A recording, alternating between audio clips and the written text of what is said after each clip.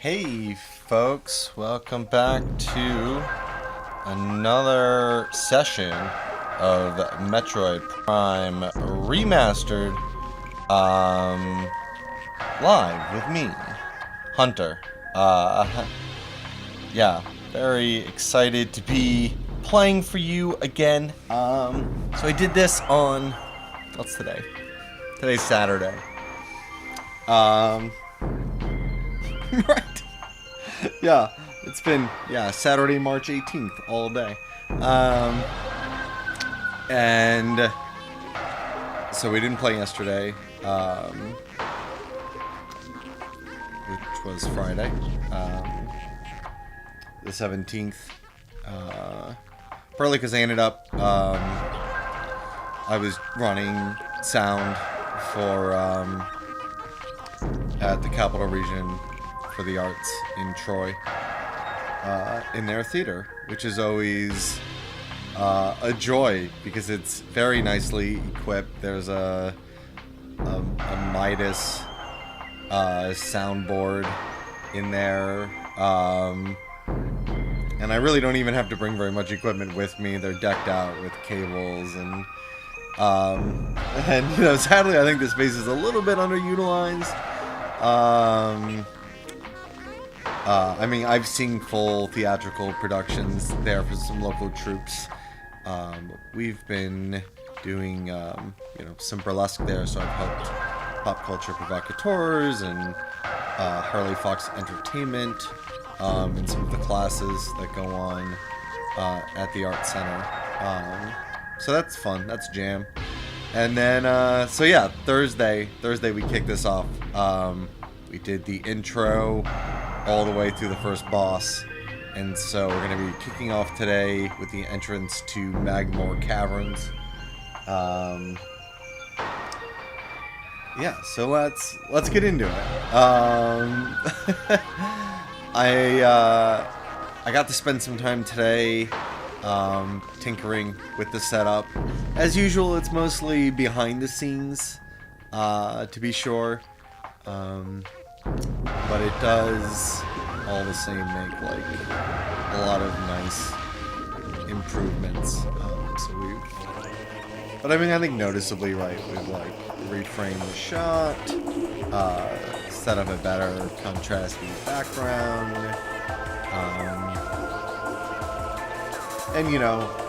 in between, right, Thursday, I also Thursday evening, after playing the video game earlier in the afternoon,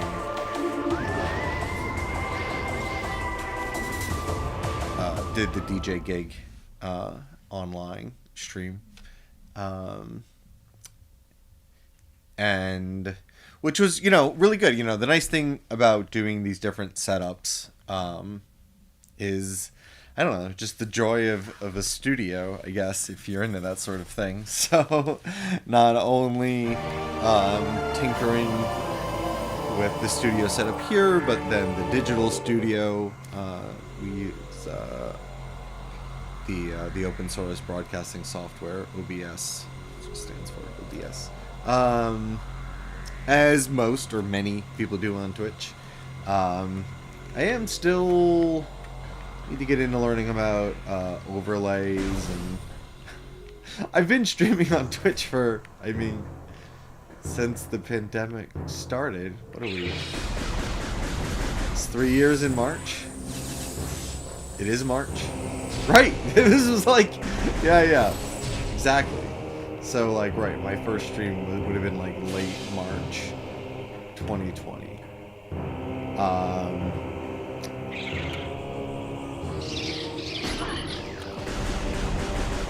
So, let's see. Real quick here, I'm distracted from talking. So we came from there and we are headed this way. We've just completed the first boss and we've entered Magmoor Caverns. I've rebalanced the sound ever so slightly. Can we missile them? Can we charge shot them? No.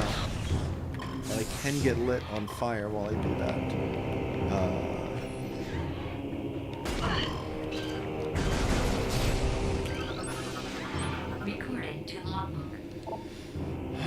Borrower, tunneling insect predator. Yeah. But it was a good day. You know, slept in from being out last night, getting the show. Then after party was at the Whiskey Pickle. Of course, it was St. Patrick's Day. Or maybe not, of course, because I kept not realizing that was happening. And thankfully, right, we did go to Whiskey Pickle, which doesn't serve beer. So it was, even though it was still madness, I mean, probably the most packed we've seen.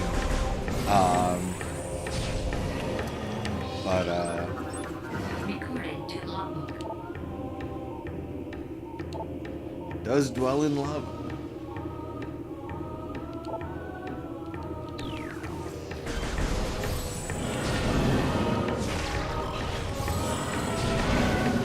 Nice. Trying to storytell and catch people up on Metroid Prime. Do it all.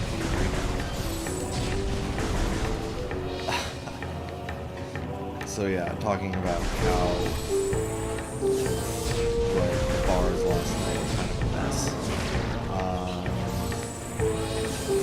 But it was an excellent evening. And yeah, today I went over to the co-op. Did some grocery shopping.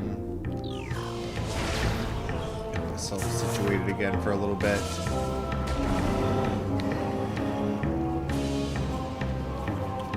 Partner is performing in Boston this evening.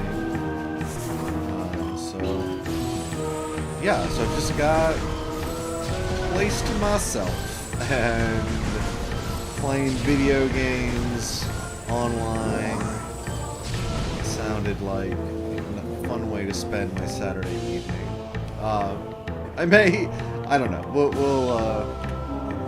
I may in time still go out. DJ Third Degree is at the Fuse Box this evening. Quick update on things happening locally. So it'd be nice to go over there and support him. Do that for a minute as well. So the night is young, as they say. Well, you know, I knew that little creature was gonna like me, but I still thought I could maybe get like the bomb in the mouth, but it was a delay. Can't swing the camera in this position, but that's okay. Let me make sure I've got my chat open here.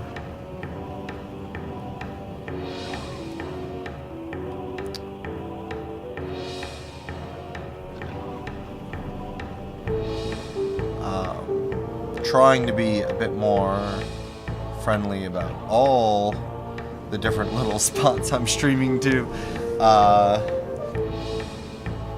You know, normally I tell people, right, if you want to catch me, I'm hanging out in Twitch. But, of course, I am also on Facebook. And brand new, I'm on YouTube as well, I think, told me that I probably was. And geez, you know, I don't even know what that looks like yet. It's so new that when I tried to set it up for the previous stream, right, I had to wait 24 hours. So,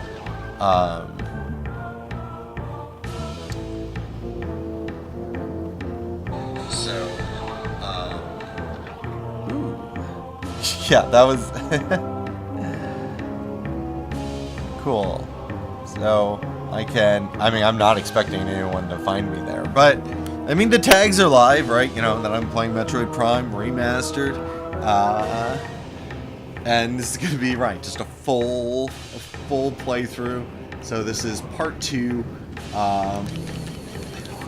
this embarrassing game of catch with this creature.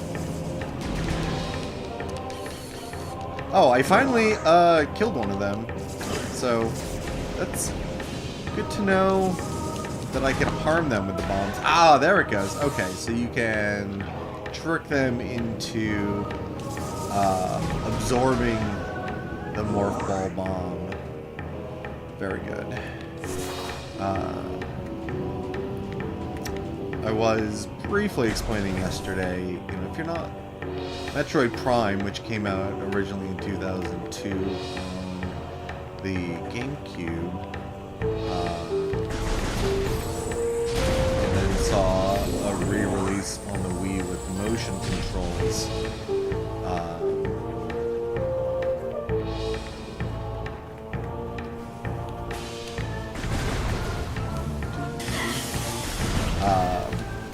Is, you know, was definitely trying to do its own thing.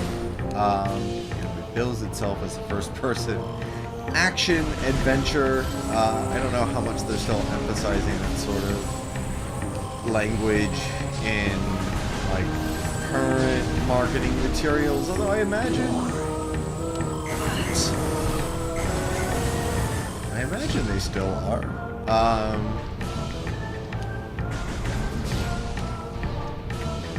I love the music in this too. Another reason for me to why we rebalanced the sound effects down slightly.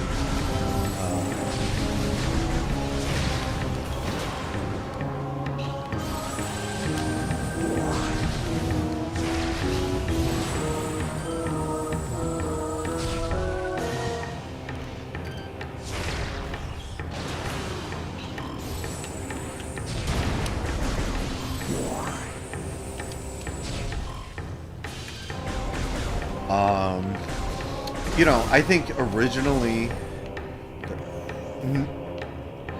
you know, that there was a nice synergy between the, you know, the atmosphere and moodier playstyle that the Metroid series in 2 dimensions on the SNES and NES were known for. Is that the way people commonly call saying SNES and NES these days? You know, in the 80s and 90s, it was always the NES and the SNES. I never had heard anyone. I almost find it kind of cringy, like something your mother would have said in the 90s, to like pronounce the acronym all as one, as a when you pronounce an acronym like NASA, what is that called? That's a specific term. It starts with an S. I don't think I'm going to arrive at it though. Here, as I'm both storytelling and talking about Metroid, I'm, you know.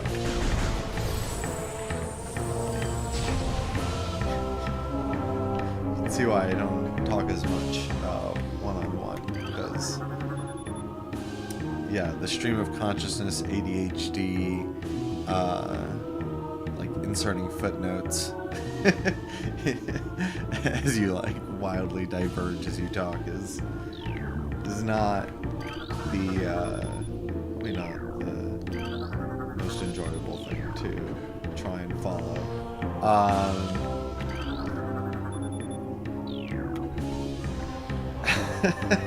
How many stories are we telling right now? We're talking about, yeah, what I had done recently about town here in Smallmany. While also talking about the history of Metroid, while also talking about Metroid game design. And so we're talking about this idea of Metroid as a first-person adventure, and how I feel that was both a technical, I mean, the word is sort of limitation, but right, all limitations are sort of opportunities in the way that, like, you know, if you choose to write a poem or a short story, you know, versus a novel or a haiku versus a sonnet, you know, you are choosing different sets of rules and limitations. The technical limitations of, you know, hardware over like this interesting period of technological and video game like progression where like we had these very distinct eras. You know, as you went from Atari to the 8-bit era, you know, the Atari and the arcade, to the 8-bit era, to the 16 and 32-bit, and then 64. Some of those more pronounced than others, like the 32-bit was sort of a weird, you know, if you think of more major, like, the way Nintendo followed was the 8-bit NES, the 16-bit Super Nintendo, and then the 64-bit N64. And then we moved away from just counting bits as like the most meaningful way to represent the, you know, capacity of video game hardware, you know, to display computer graphics, essentially. And, you know, as GPUs both became a thing and then, like, became, like, the thing, you know, it was definitely no longer as relevant to talk about.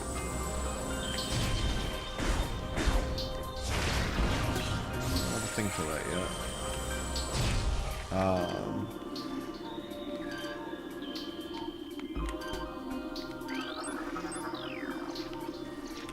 Recruiting to Magmoor. Flipper bats.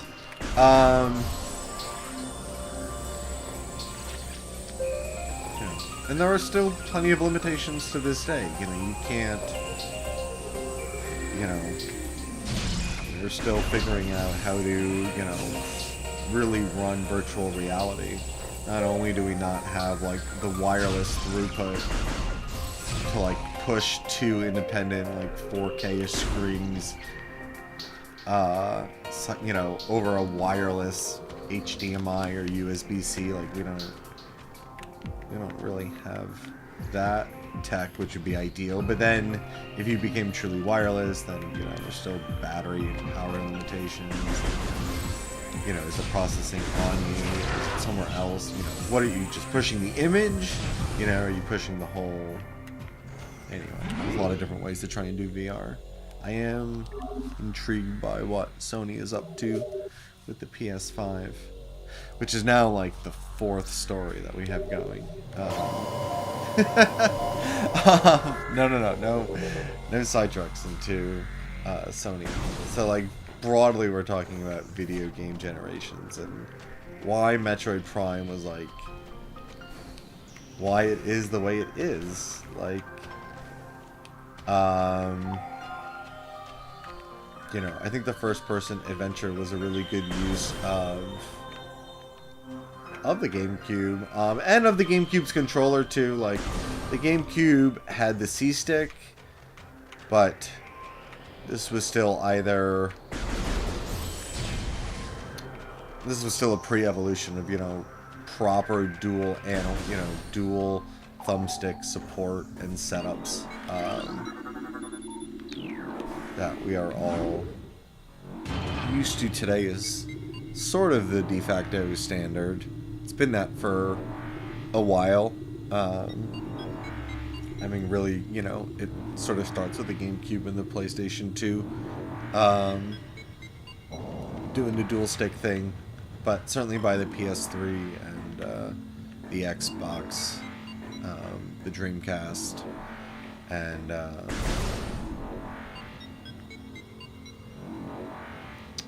well, and then Nintendo went off and did their own thing, as they often do. Did we already come from this direction? So we're back in Magmoor Cave.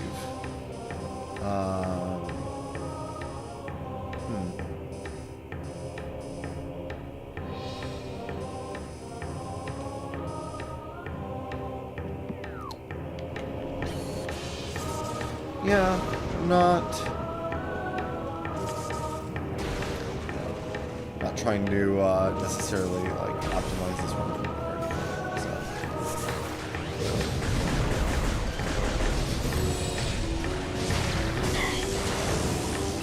And as I mentioned last time I streamed, you know, I don't know when the last time I played this was. I think I pegged it a bit later than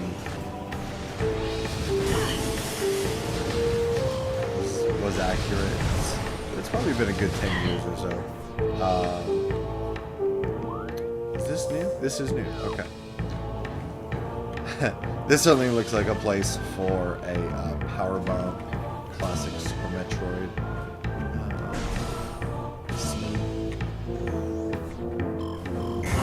Ooh. That was a nice trap. The flamethrowers will push you down into the lava. Can we make it? Yeah, in one cycle. Great.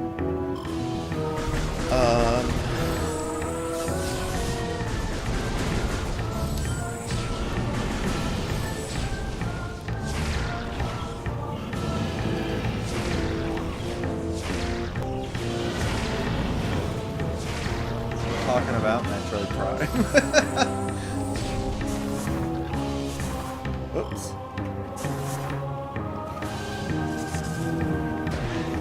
Oh. You know, I didn't think I would have a morph ball jump, a spring ball. But it's there on X. Cool. It's nice to see. I'm used to always getting nickel and dime by a Metroid game. Like, every power, you know, is essentially its own item if it can be. So, it's funny to see that a morph ball jump was just included. Or maybe it wasn't. Maybe, you know, hey, maybe I picked up a spring ball without really realizing what the fuck it was. Oops. Shit. That wasn't good. We are not stuck under that. Not lava suitable.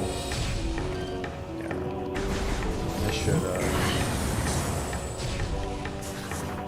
I should be more careful as I fall back into the lava. Okay. This is a no rails puzzle here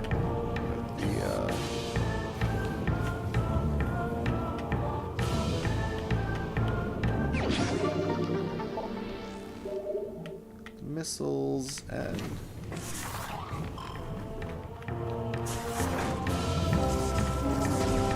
struggling with where my bomb is mapped to there. I struggle with basic controls. Got another diverging path here.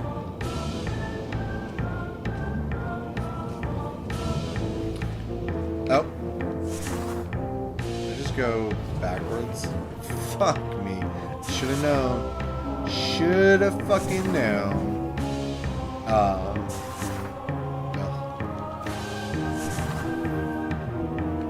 Although it does point out a convenient that I'm just willing to accept a little bit of damage there. I don't have to do that puzzle. That puzzle was more for the missile. Two more fire traps. Backwards. I seem to be. This isn't more fire traps. That is the fire trap. Oh no. What have I done to myself?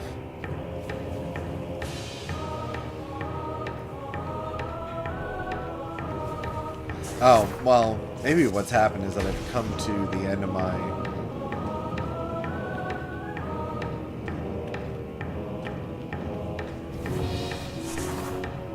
Can we keep going this way?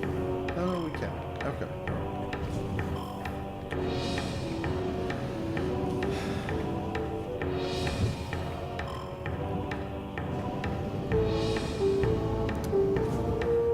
So I know the stream has already been going for a while, and you know, I appreciate you hanging out with me.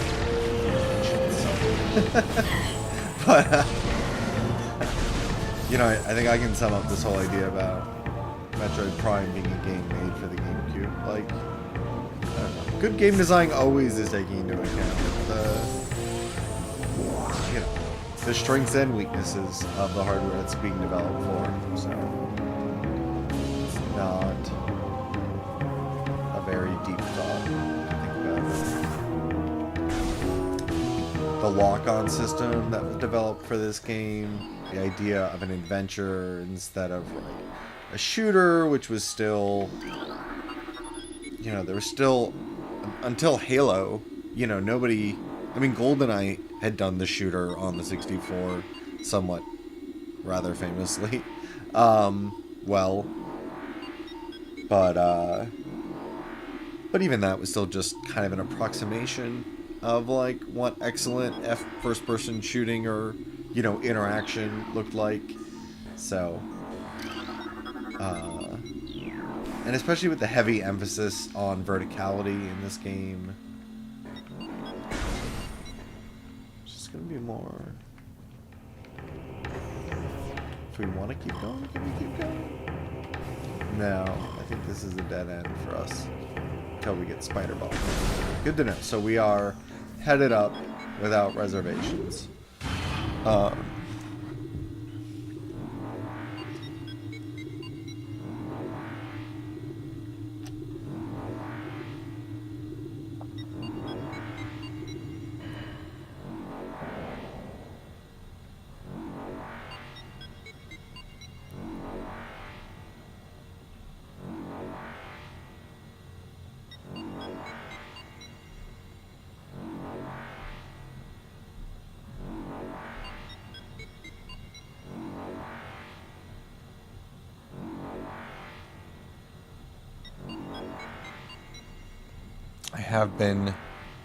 am asking my computer to do a bit more as this setup keeps evolving. But I'm pretty happy with the results. So hopefully, you know, I mean, if you're watching this, then I guess your jam is, you know, long, meandering plays of remasters of games from the early 2000s, and then, oh boy, am I delivering.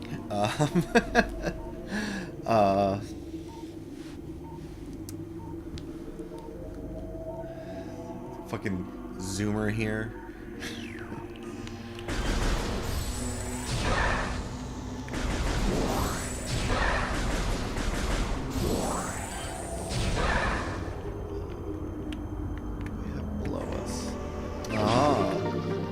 Expansion hiding.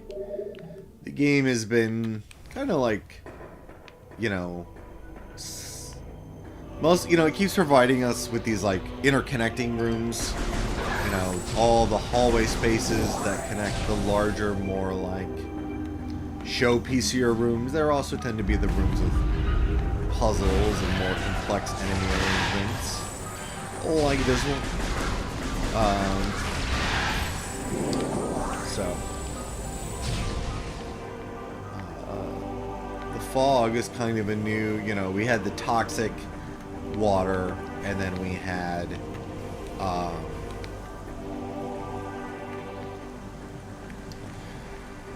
and we just had some lava in Magmoor. I don't know if there is frozen water. We didn't spend very much time in the frozen tundra there. I mean, there is frozen water in ice, but I mean, freezing water that is still liquid that you can fall into and be damaged by. I'm not as sure if that's up there.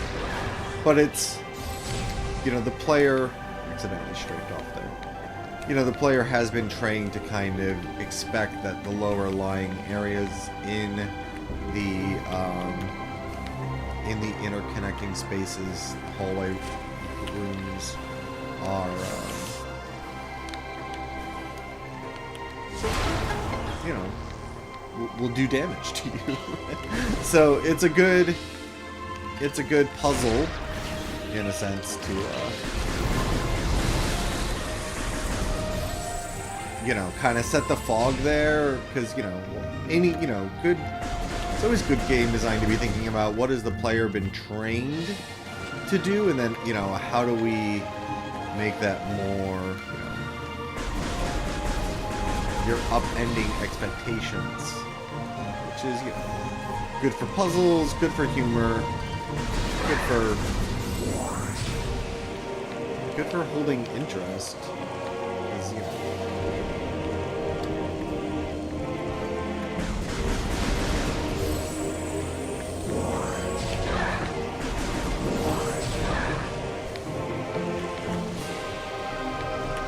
where are we? We're back in Talon.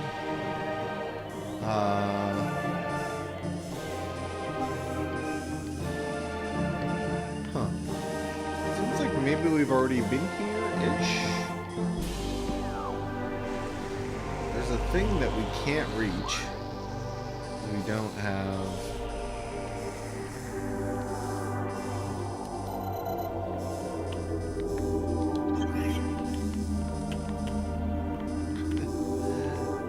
the map can be a bit challenging at times. I guess this is going to connect.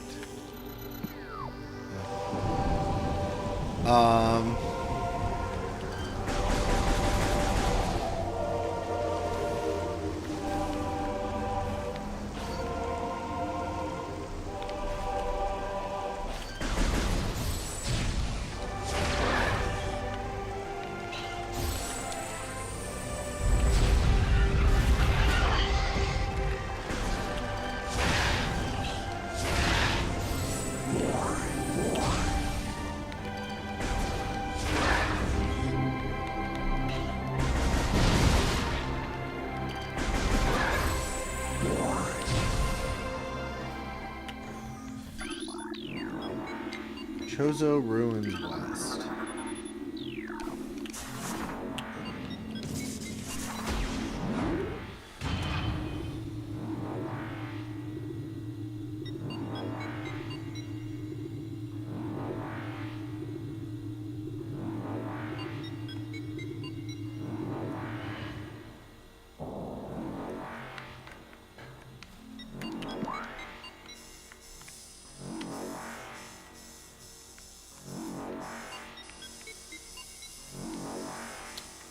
Oh, okay.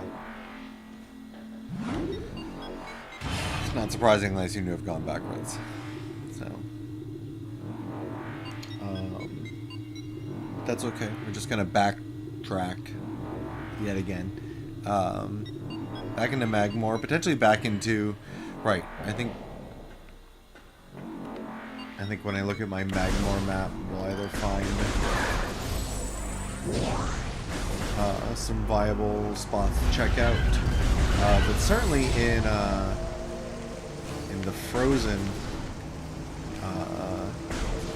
environment, more to do.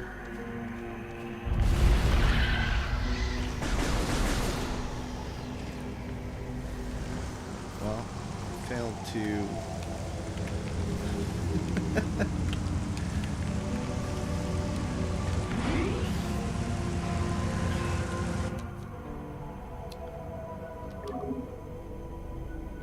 So we wound up back at the start of the game, at the ship.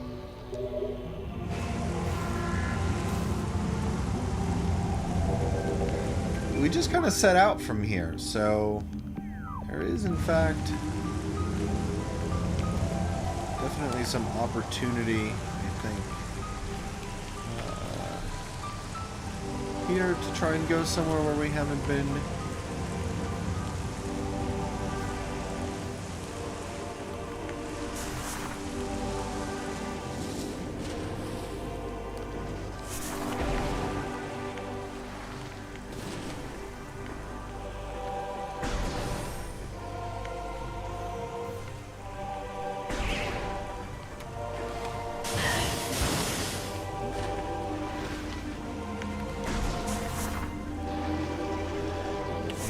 Because we've healed the water from defeating the first boss, we can pass through the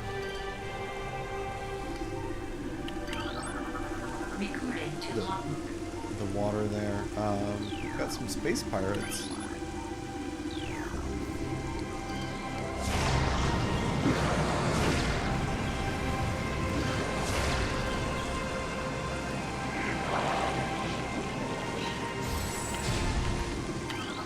their thing. Experimenting with poisons. Yeah, I don't think there's anything we can do here right now till we have the grapple beam. This big room is, I mean, we could go into the water, but I don't think there's anything we're going to find in there.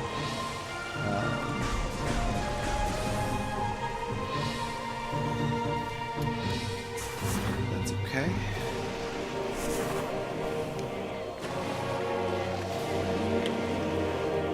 Chance of things in here.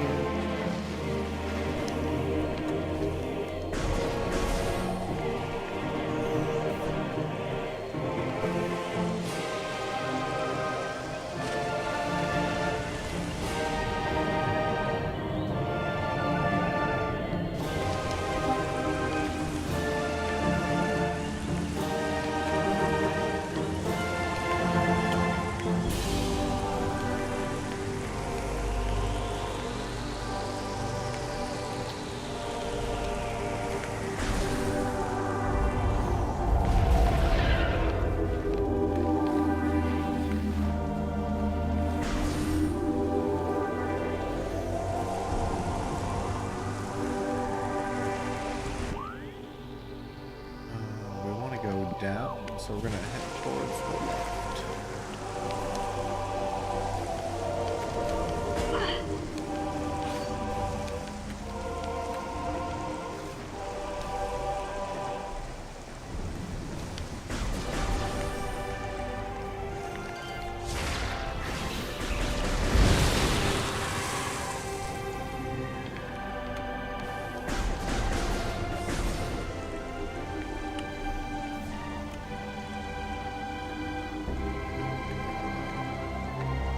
Do anything with the other door here.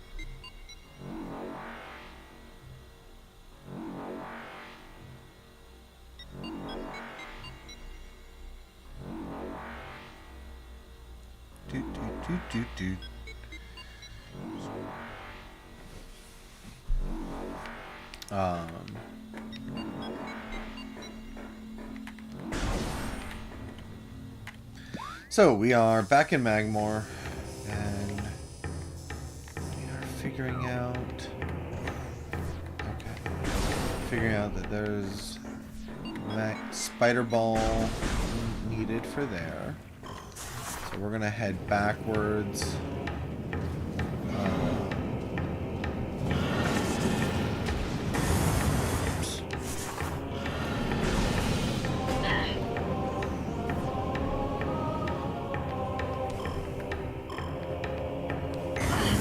Jam. It has the vivacity that the Norfair theme in Super Metroid is known for.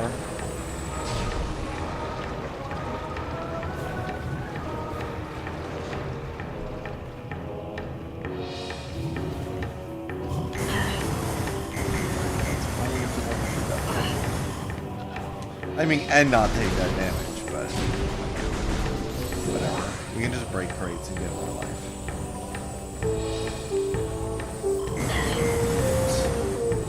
Hit the flamethrower there. That's okay.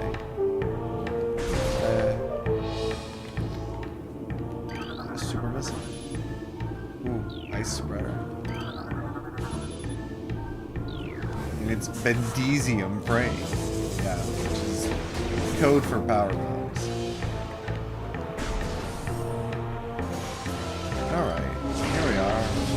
here.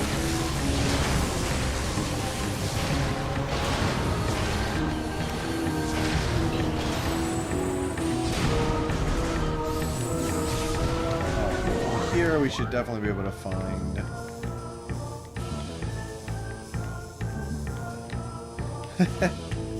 Navigating this map can sometimes be a bit weird. So I don't know. I mean, there's a chance we can make it to that blue, but I doubt it. We should really Fendrana. Yeah, we should head back to Fendrana.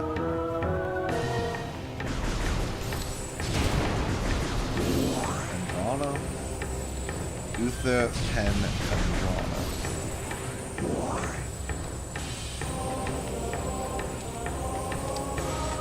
Just a bit of free association.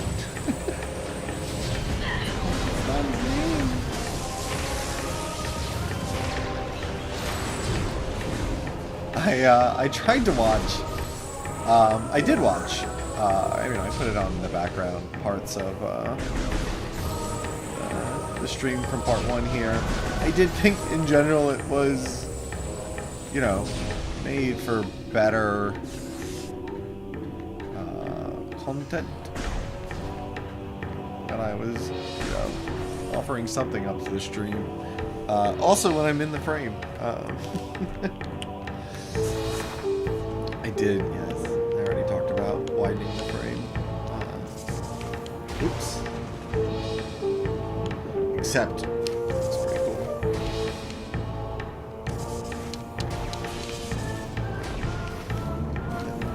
I'm not going to get myself up there that way.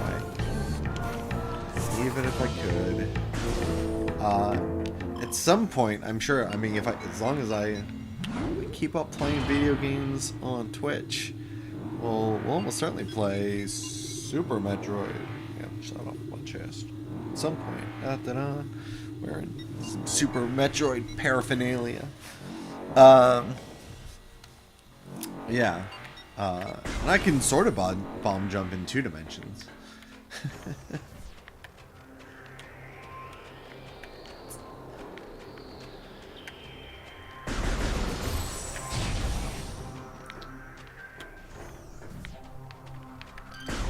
Yeah.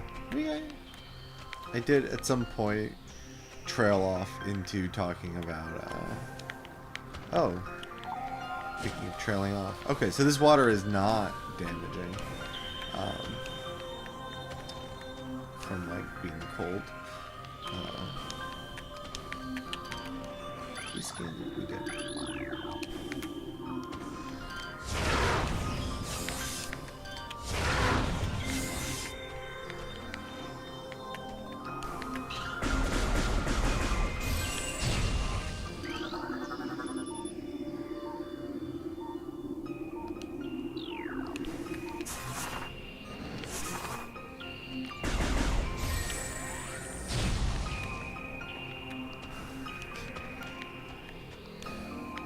We need lore for why the ledges levitate. You say it's gas powered? Do you imagine how much gas it would consume to like levitate a rock forever? Well, I guess my whole point is that it wouldn't be forever. It would be for 0 amounts of time. I guess the Chozo are very talented engineers. Oh, we're back here to Lost Shield. Okay. So it's hiding. Is there a clue?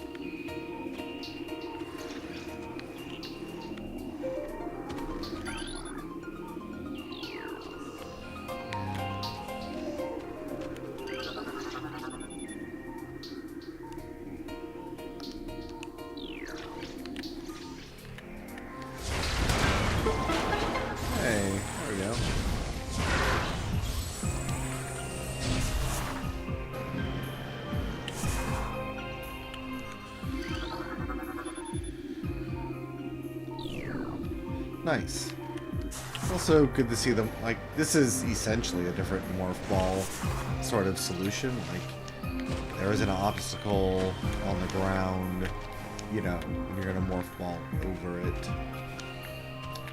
Just a different sort of natural, you know, it just, even though it's like basically cosmetic, because from a gameplay perspective, you're just, it's not very different from a tunnel or a low, you know, a ground-oriented, you know, natural puzzle. Recording to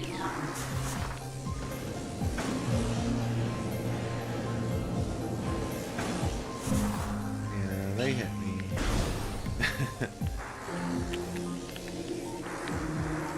Still coming at me too.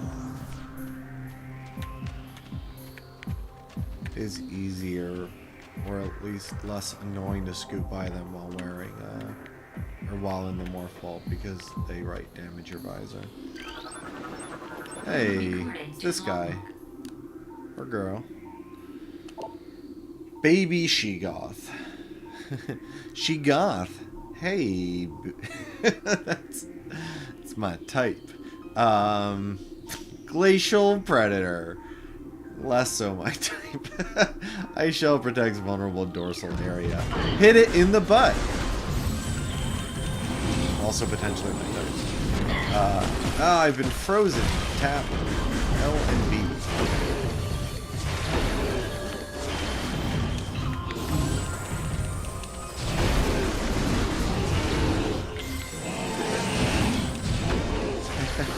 Right, they have like a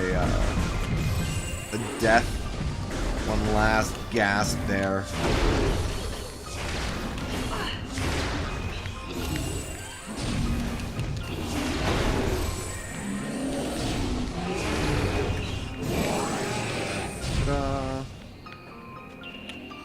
Enemies were defeated.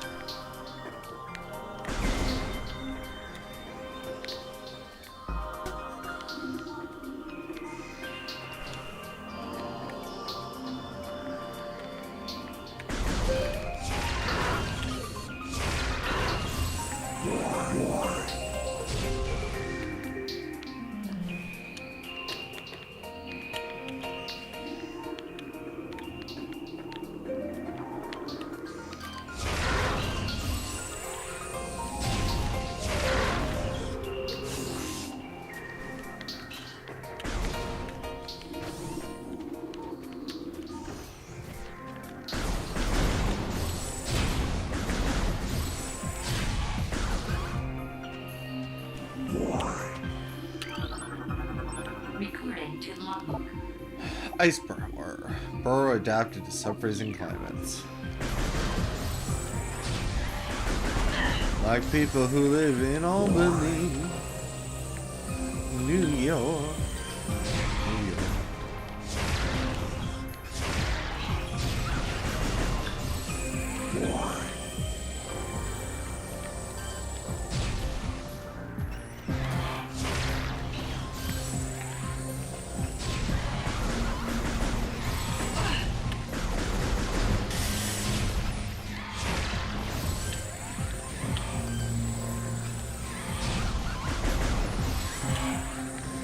Key to this enemy is patience. And I'm like, it's my Achilles heel. Anything but patience. Can I do something reckless where I take damage and kill it slightly faster? Like, you can take damage, but it won't be any faster. Like, aw, well, I'll take it. Looks like we can probably get across from here. Oh, yeah, this is just a... Oh no, this is the whole thing. This is the whole thing.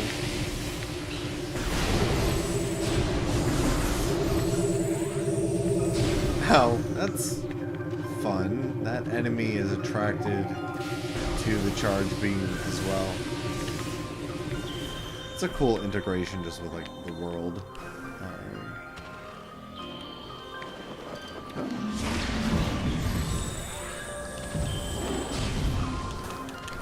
She goes.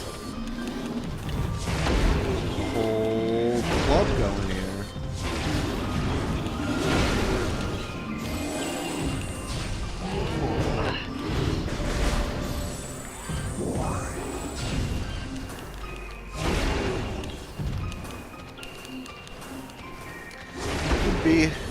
It's pretty cool to see like the idea of a creature who would actually evolve to,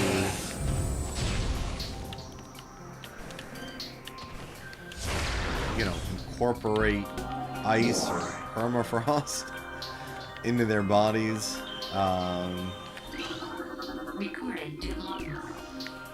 More lore. All the lore.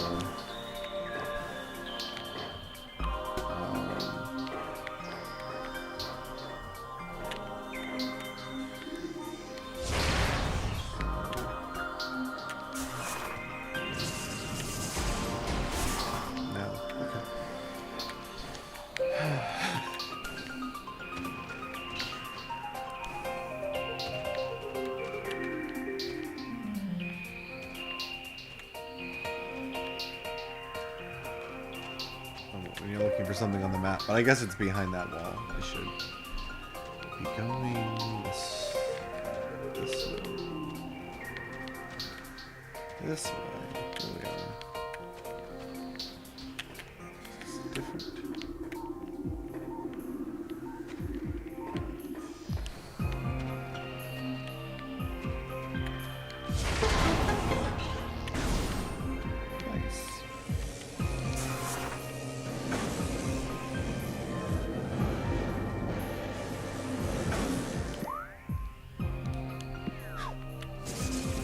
This is... Am I not going backwards again? Just fool me once.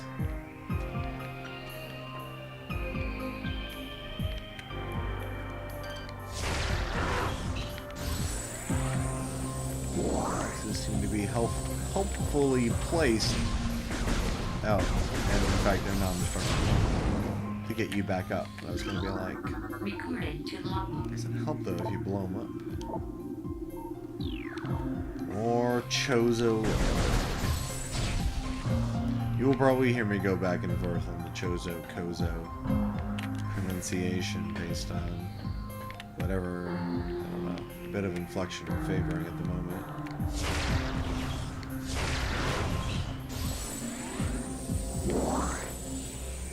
Boom.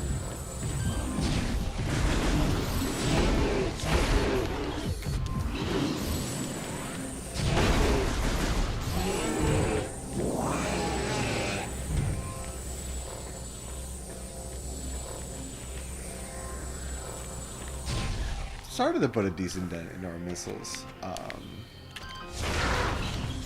still very happy to be, you know, just making sure I'm playing in a way where I'm actively using them instead of, you know, trying to conserve ammo. Metroid Prime is a pretty legit game in terms of...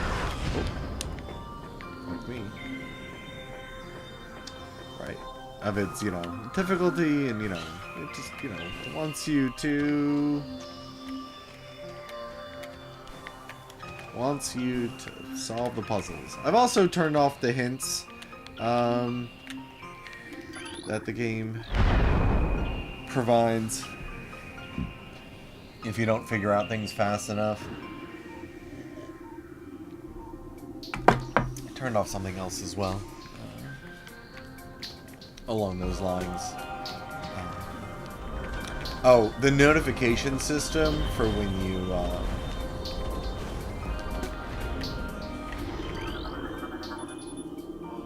who's ball?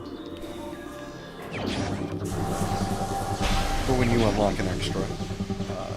At some point, maybe at the end of the game, we'll look at the extras.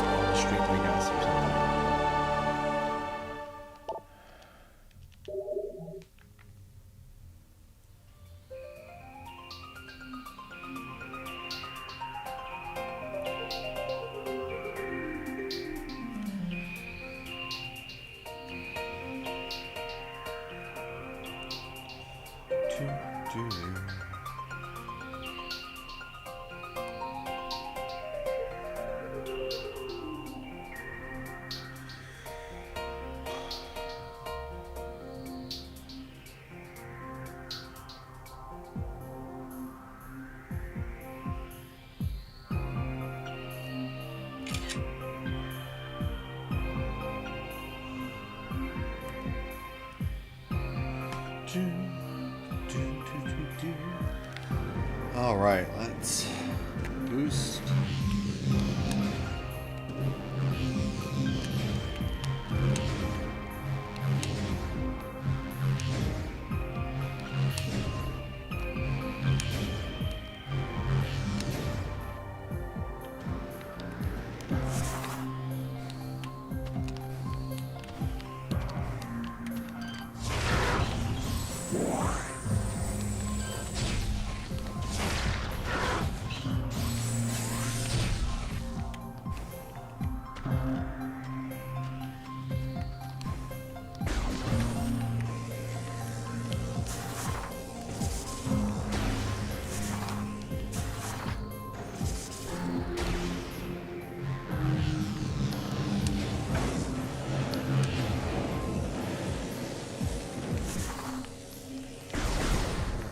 A little messy.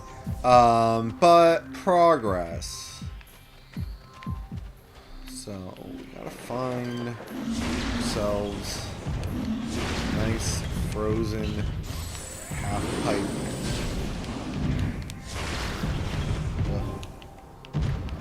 Waste of missiles right now.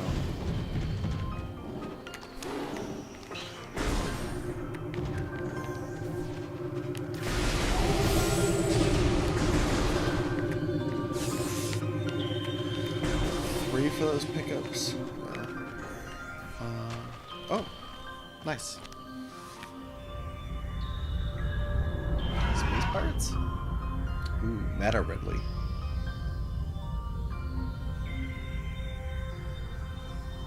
It's a great shot. The shadow. Reveals are so important, and teasing Ridley, you know, periodically throughout the game is, you know, I mean, the gameplay of a boss can only be so much. And I don't, you know, it's definitely not an excuse for anything. I just mean, it can only be so epic. But building up a character in your mind, you know, some future encounter, and teasing it is, has, you know, pretty unlimited potential.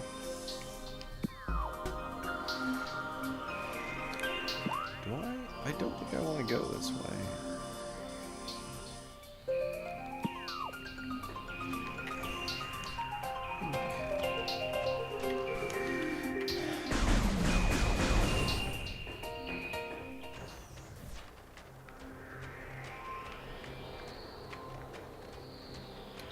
I think now that we have the boost ball, should be heading back somewhere to some half pipe somewhere. I know there were a couple in Talon. There's probably something in Magmoor that's useful for, but.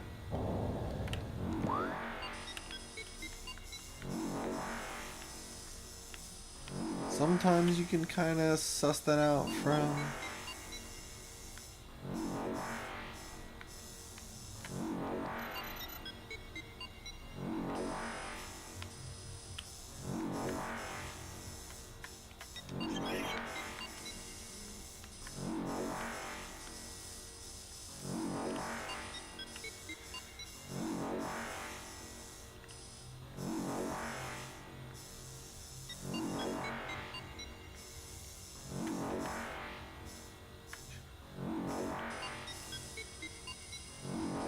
Yeah, I mean, there's this ledge here, I think, potentially.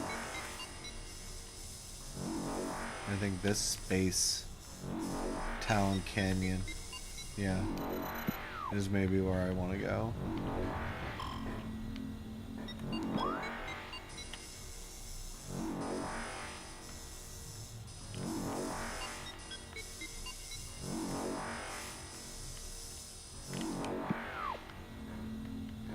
Because ideally you wouldn't have done the part that I already did that I ended up having to backtrack through.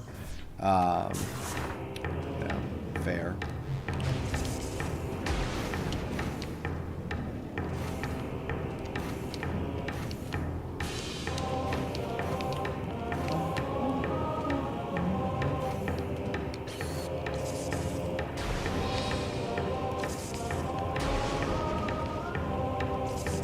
Oh, gotcha.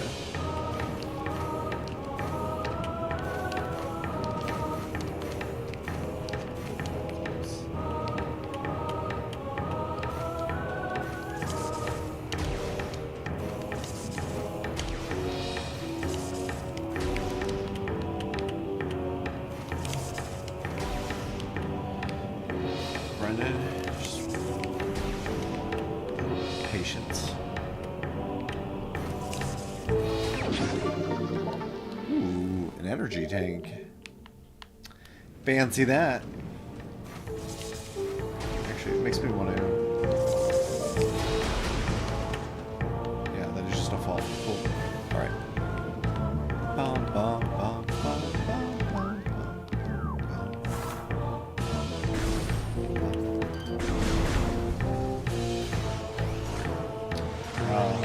Shoot. Okay. We are going to go...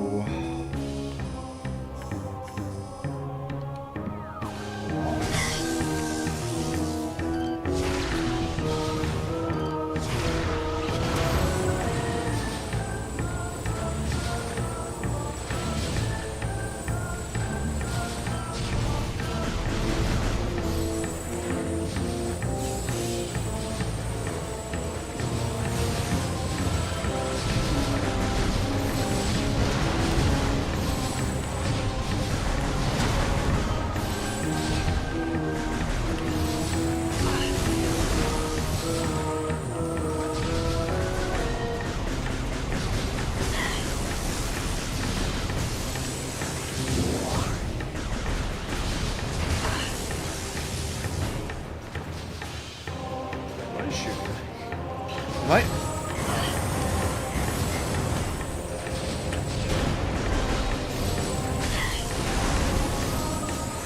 I guess that was our damage from that thing.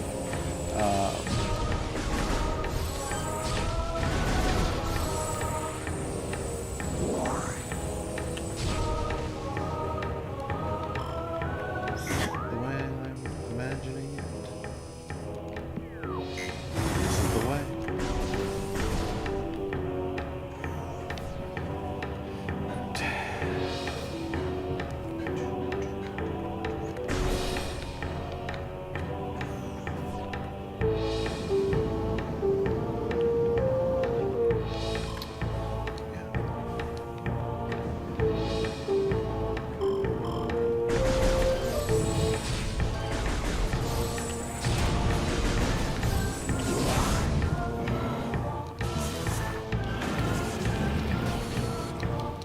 Oh no!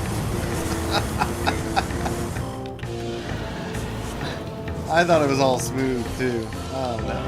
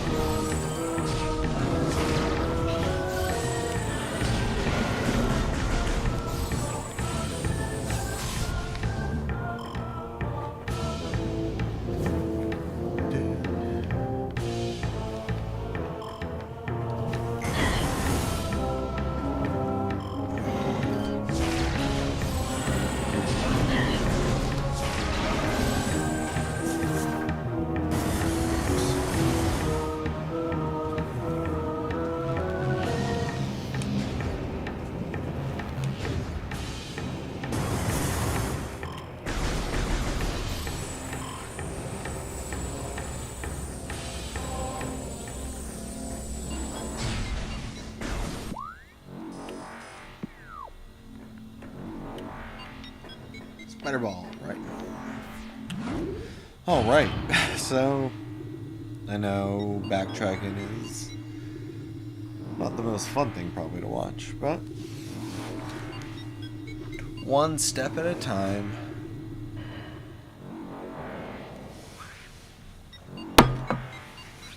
Just an extra chance to appreciate more of Retro Studios' work in bringing talent for life.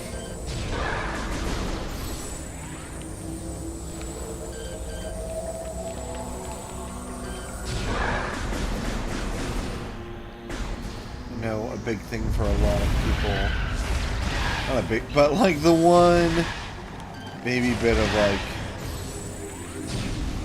the one thing people were nostalgic for in the GameCube version that this one doesn't have is the way that the plasma bolts, shots, whatever they are here, dynamically light the environment. The GameCube version was a lot more aggressive with the lighting that came off from the gun. Enough so that you could use it to light areas.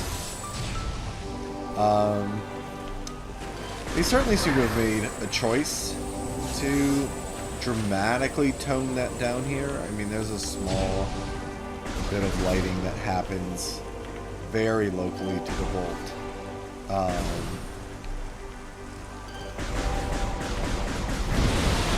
Not a lot of it. That's a fun, you know, because again, this is a game that was built around lock-on mechanics, and with the idea that without twin stick, you know, control, there wasn't even really fully developed ideas of what twin stick control really needed to look like.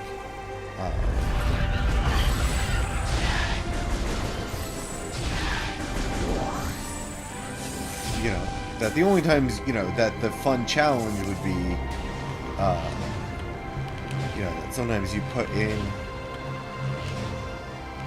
an opportunity, I guess, for the player to move through the environment more efficiently by not using the lock-on system. I think we see that a bit there in that enemy type.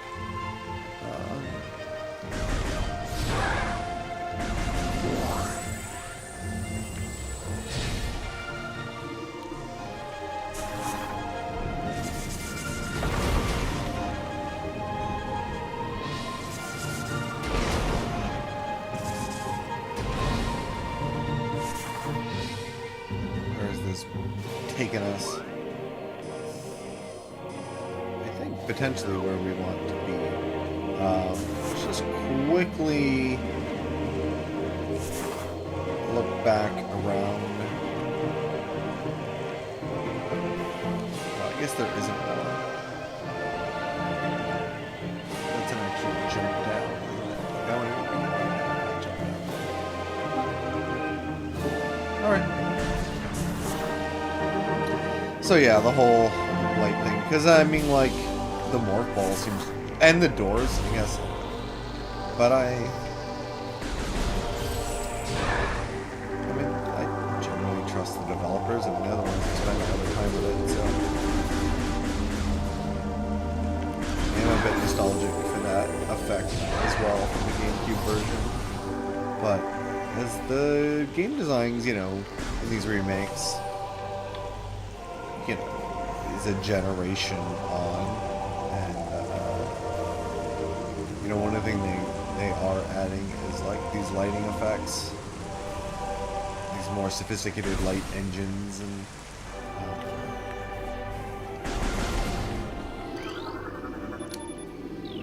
space jump boots. They were so close and yet so far away.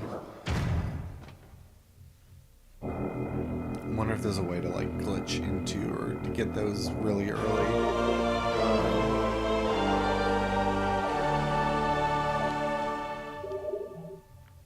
Doesn't seem to really be behind any other barriers if you manage to get the verticality somehow. Oh, that feels so good.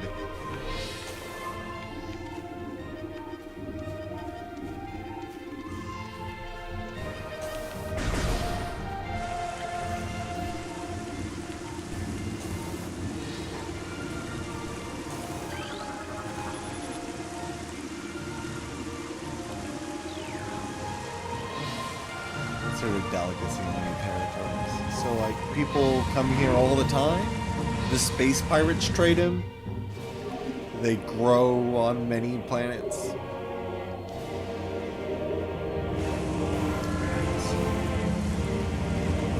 Alright.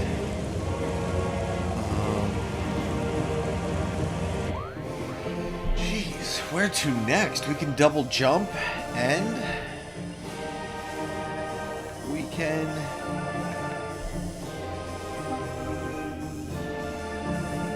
can't get through there though. That's like a new store.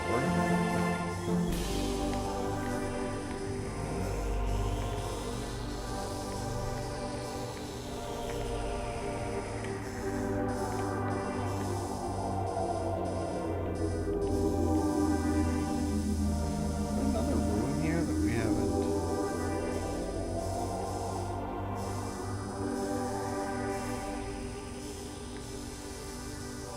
I don't know. Maybe I should jump across that site.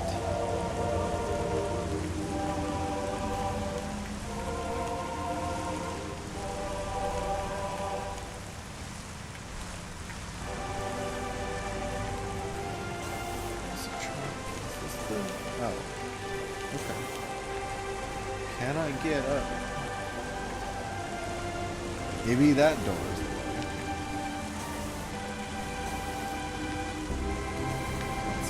Good potential answer.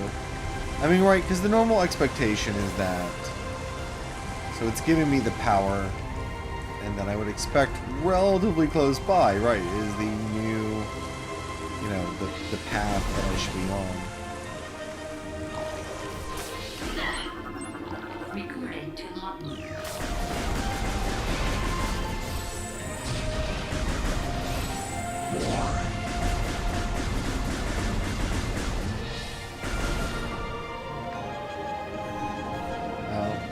Well, I do think this. Well, yeah, this is the impact crater. This is the end game. Metroid likes to tease its end game location, which ties into, I mean, it gives you through gameplay, you know, like what your goal is. So like in Super Metroid, you come across the statue of the 4 bosses.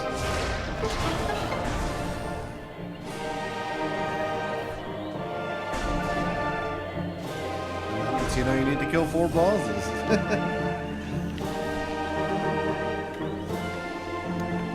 There's gonna be a lot of lore hills in there. That's okay. We're just scanning it in. This is all shaped seemingly like a helmet visor, which makes sense because it's Chozo design.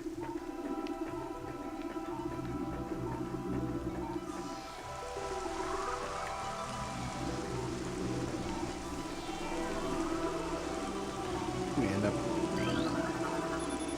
This is a Chozo artifact. Collect it, then scan the totems here for clues and locations of the remaining artifacts. Together, the artifacts will open a path to the center of the impact crater. Right, so the game, you know, wants us simultaneously to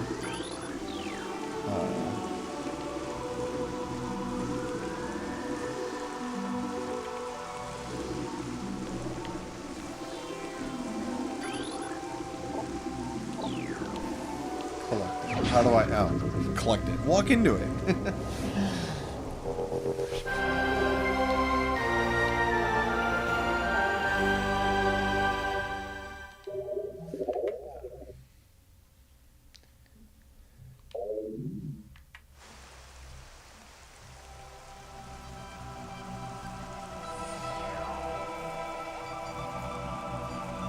Say the game, you know, you scan a flower and the game is like, this is a you know, considered a delicacy, this edible, you know, fruit.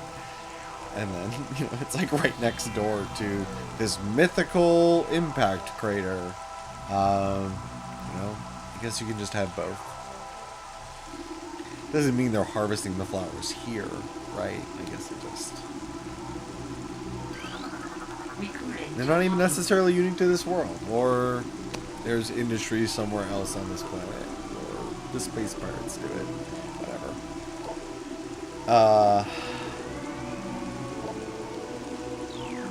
Yeah, I don't know that I really... Do I need to read these?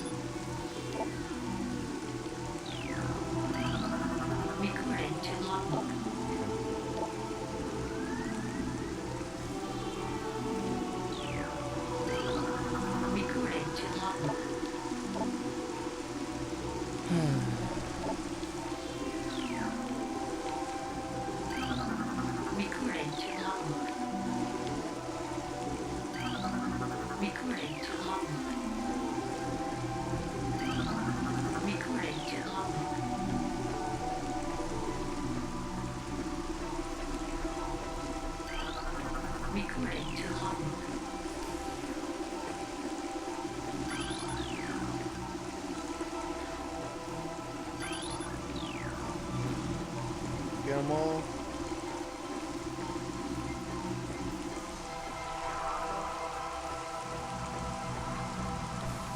Cool. All right.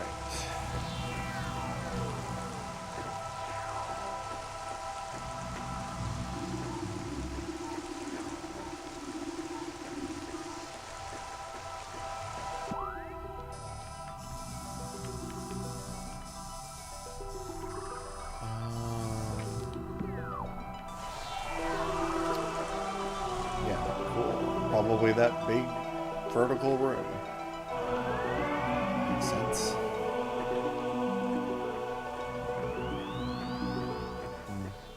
I didn't really look up and back like at the structure from down below. We'll try and do that when we come back at some later point. Looks pretty scenic. So that's good. That opens up and kind of like gives us some focus about what we're actually doing here, other than recollecting our powers that we all lost because, I don't know, because of a mild concussion. I mean, I'm not knocking mild concussions, I just mean this is a game filled with us doing things that are dangerous.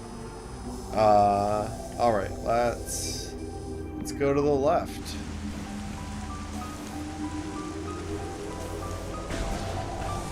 We'll see if we can climb that tall ring. Might even be, I don't know, these artifacts that we're on.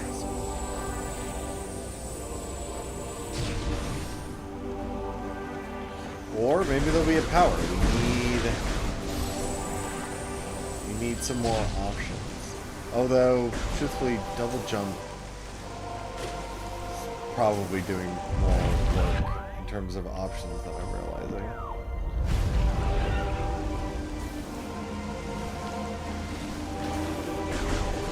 Sure, there's no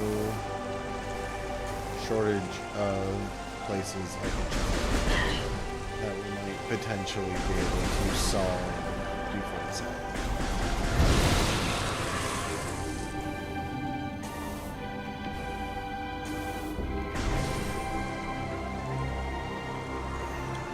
Oops.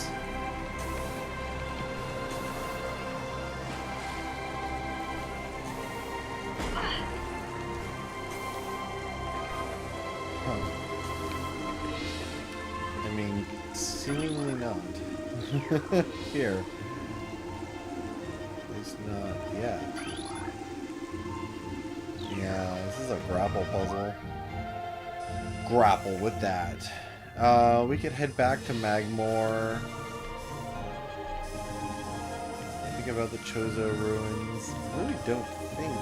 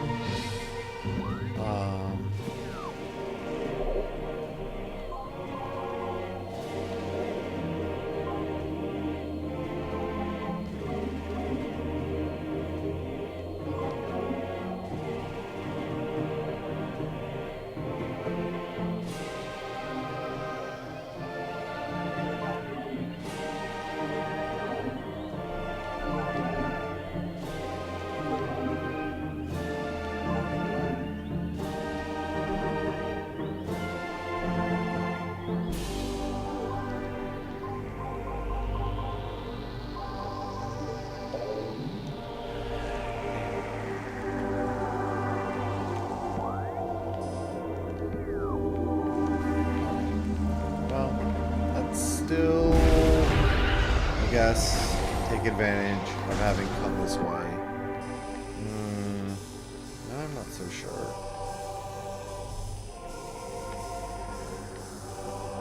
I feel like I should maybe be heading back to Chozo Ruins rather than Magmoor right now.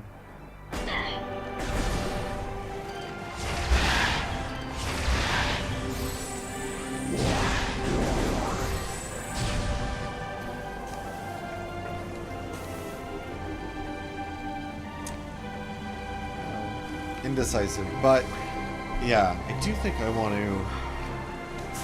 We're doing it, so.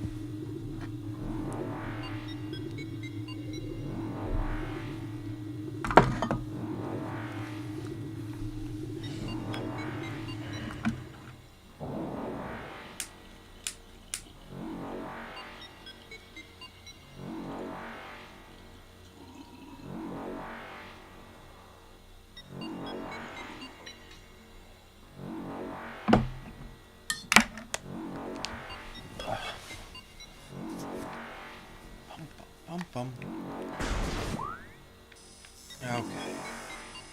Yeah, I like this idea. I think there's some blue areas here. This makes good sense.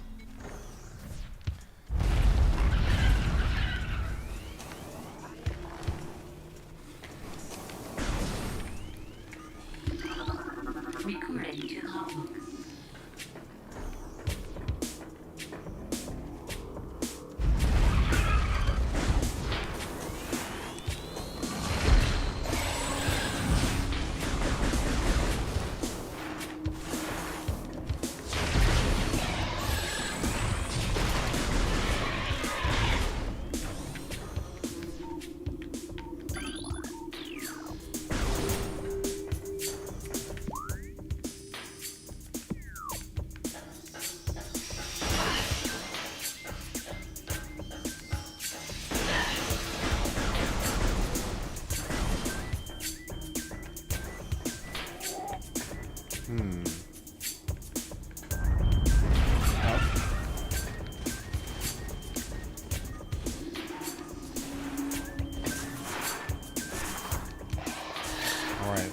We do have... This might only be a half pipe into a magnet ball puzzle.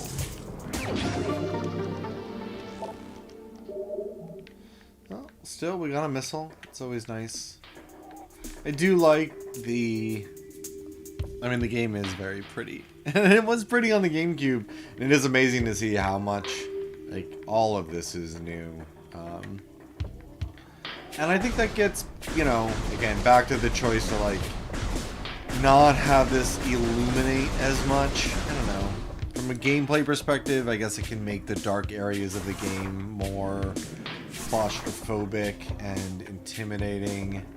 And that might be something that you want.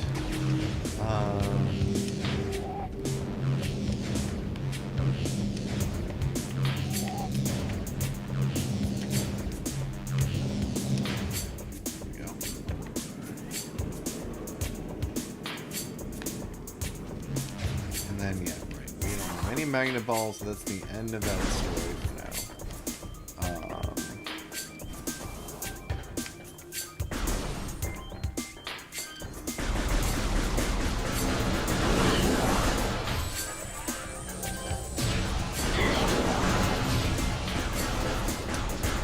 But I also think, you know, it might just have things to do with the new lighting engine and what looks right. you know, if you don't have the resources to do the lighting in the right way,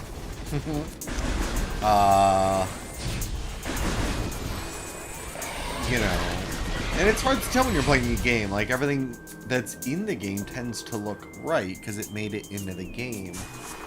But some things don't look right. And maybe the solution, you know, the way that the lighting was implemented on the GameCube for the power beams looked wonky with, you know, the more realistic textures and the more realistic lighting that they've gone for. You know, and eventually we'll get a 4K VR remake in another 18 years, you know, and then hopefully that one has a solution, you know, where the power beam lighting is done the way people like. The Switch hardly brings unlimited resources with it, and you know, what we get is a very cool game. You know, that is very technologically impressive for the Nintendo Switch. And if we're really lucky, hey, maybe they'll just update it at some point. You know, as an option, or you know, or as a, you know, as an update. I think Nintendo is. I mean, certainly they've heard people talk about this. How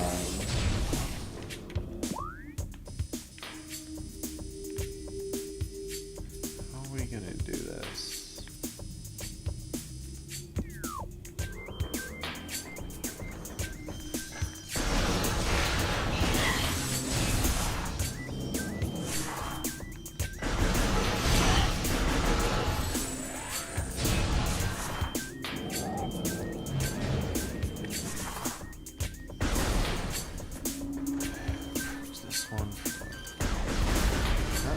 Gonna be another spider ball puzzle. No, not yet. Anyway, no, I should have looked at that closer. Okay, so we don't even know what purple means yet.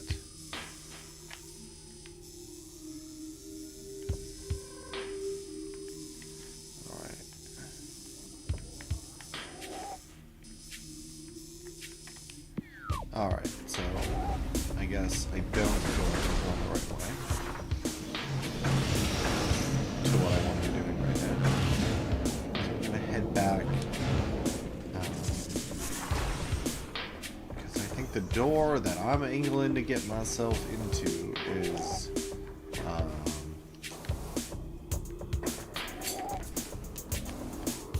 ooh, that was so close. Close enough to try one more time. I mean, I wouldn't assume that the game is gonna let me make that jump, but I don't know. It might.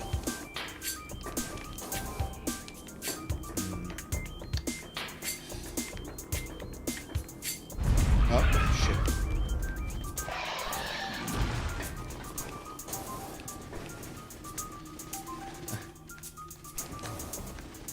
The game gives you some little bit of wiggle room on like where your feet are, like even if you're not directly over geometry, you know, it's trying to help you out. But when you stand still, like it, you know, you lose your grace period. So let's no, that's okay. That's definitely not important right now. I think we're gonna come out there later. That's all. So yeah, we're gonna keep heading towards this other area we haven't been able to go to yet. We need to do that through this door on our left. It's actually down here.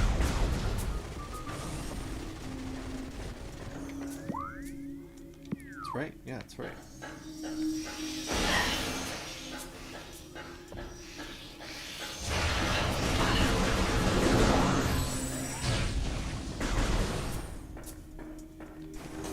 Oh. No, we already went through this too. Got the same problem. Okay. So we can't do either of those things right now.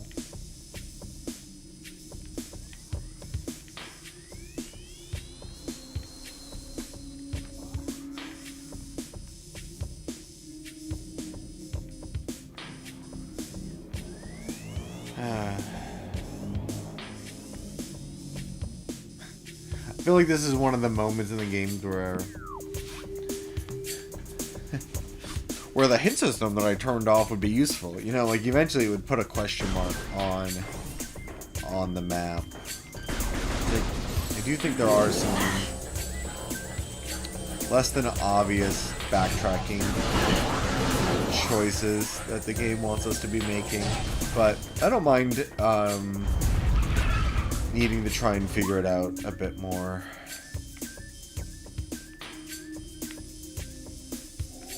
Dynamically. Ugh.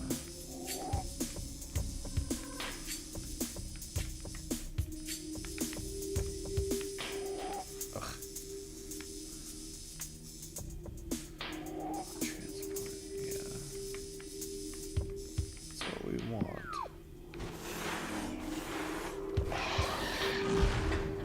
Can I just get myself up to this door now?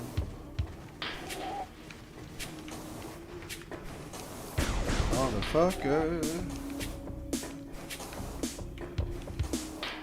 Not coming that way either. Alright.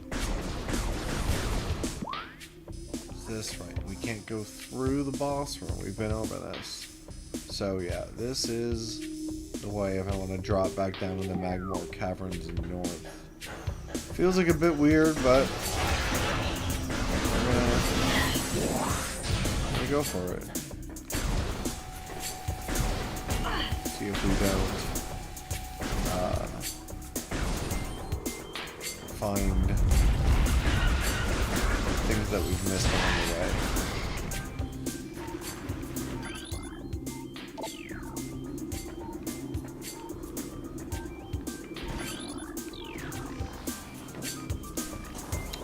We can do this puzzle.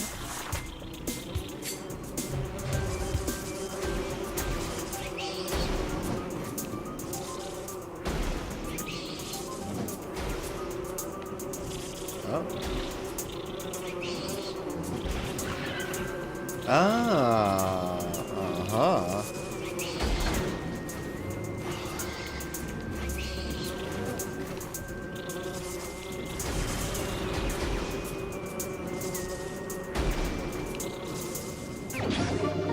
Boop, boop, boop, boop, boop.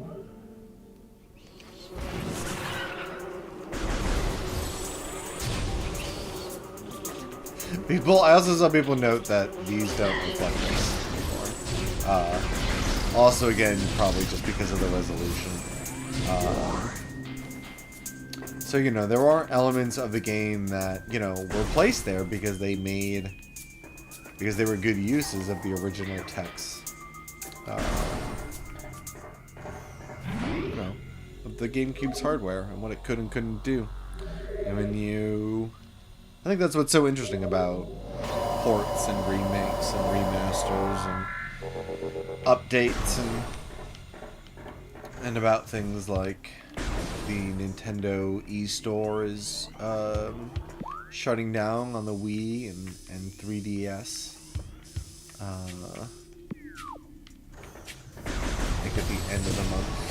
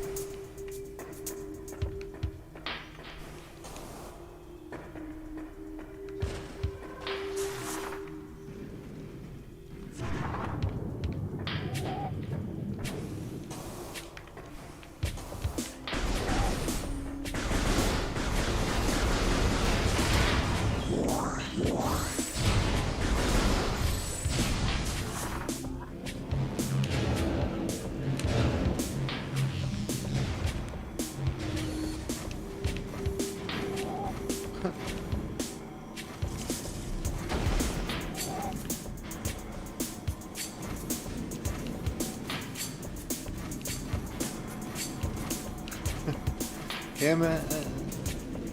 The more impatient you are with that, the longer it takes.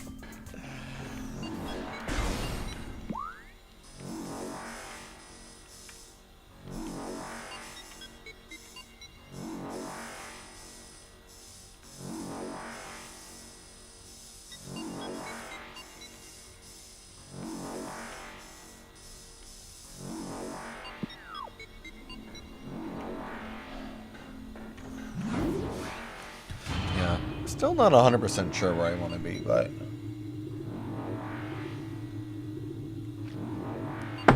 like I said, that's okay. Coming up on 10 here. In the real world.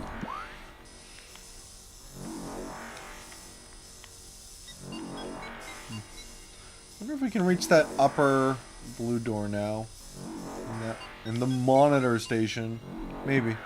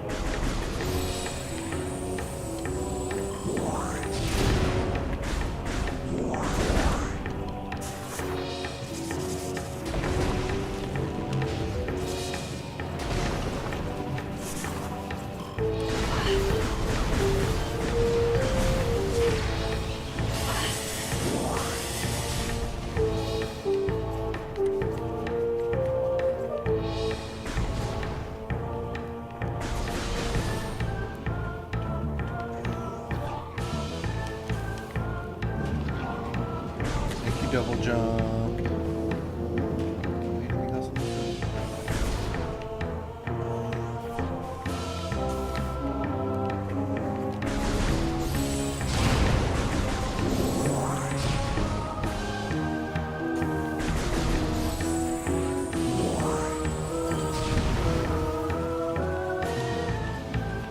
Yeah, there we go. I think we can do this puzzle.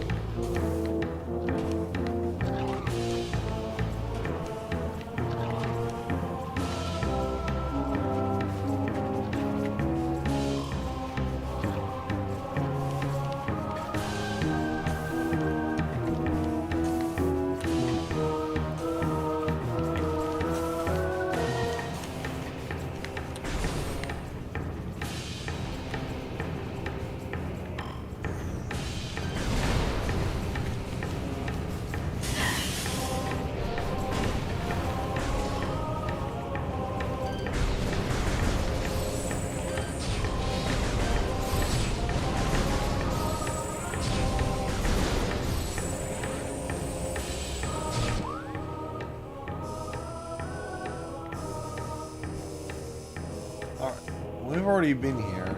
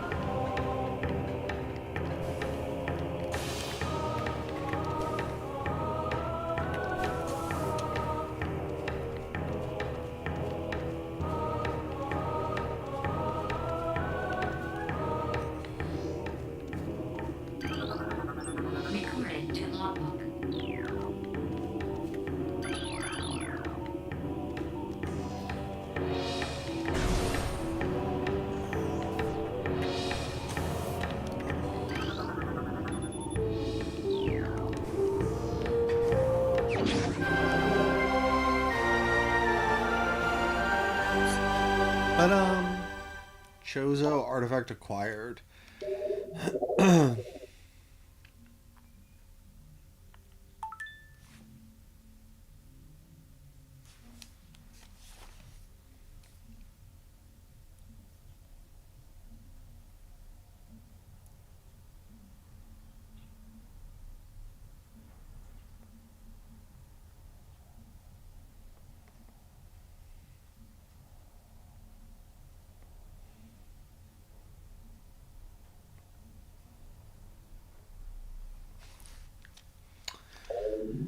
I don't know. What does it want me to read it?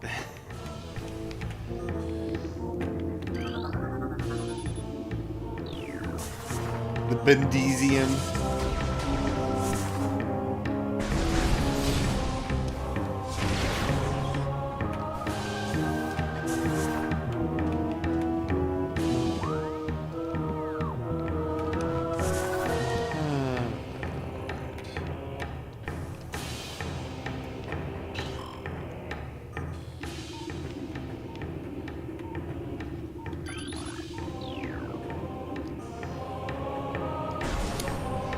No note system for this game. That would be nice. Truthfully.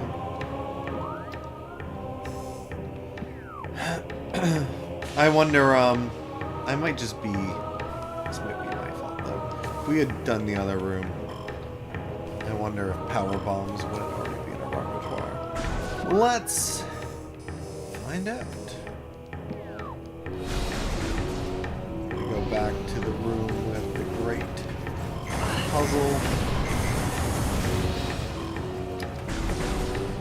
We get blasted by fire.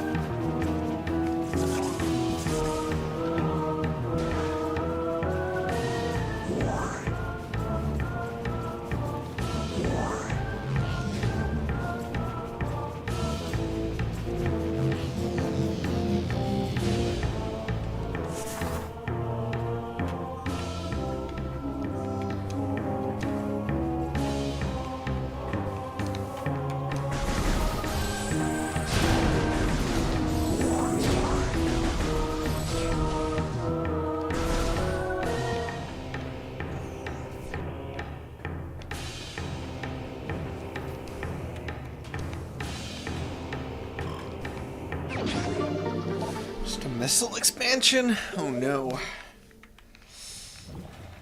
was hoping for something a bit more substantial.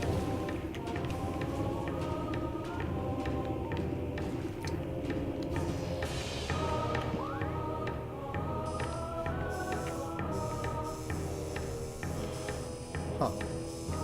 What do I do now?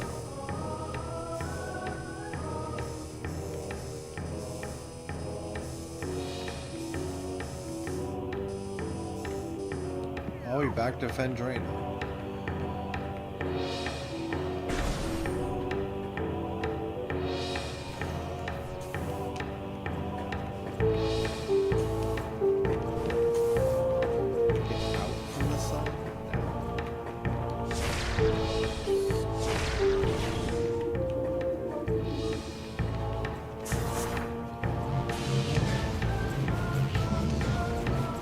Grateful you don't have to come back here, though, right?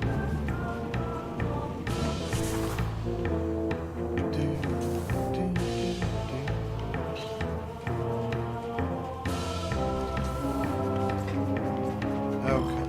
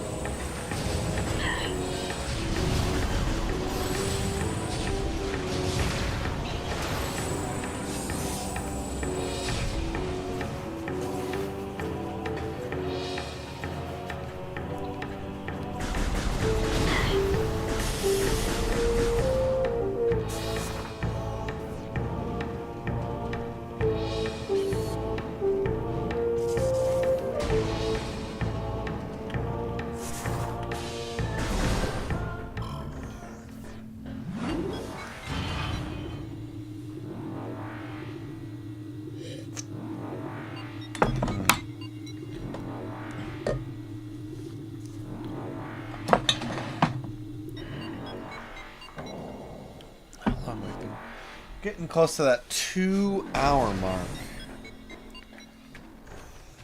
was hoping to get through to another boss. And we should still aim for that, because then I feel like we have a nice sort of clean, you know, what each part is.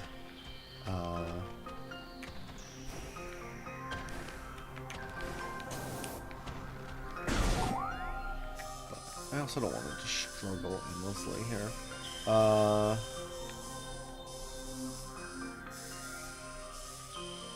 Should we be going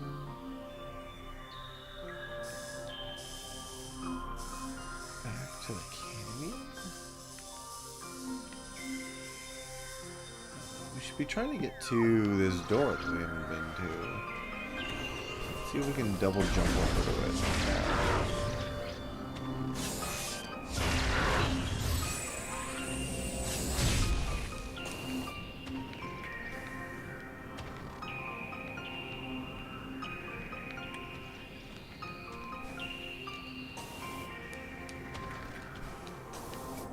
Huzzah.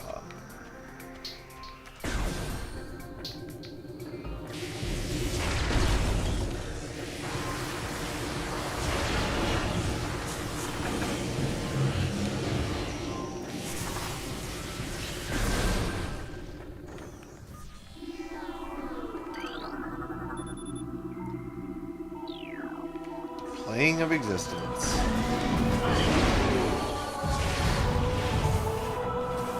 I like how lofty Metroid gets with its world design. Chozo are a very,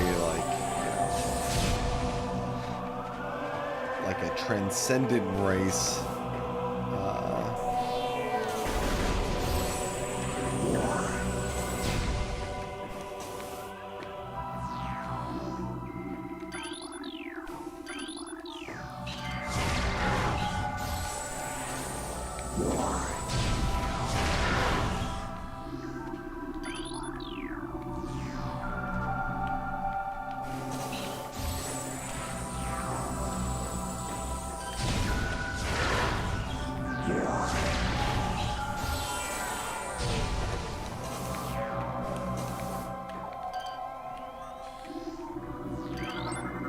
Recording to Magmoor.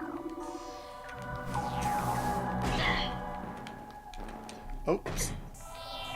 And that's...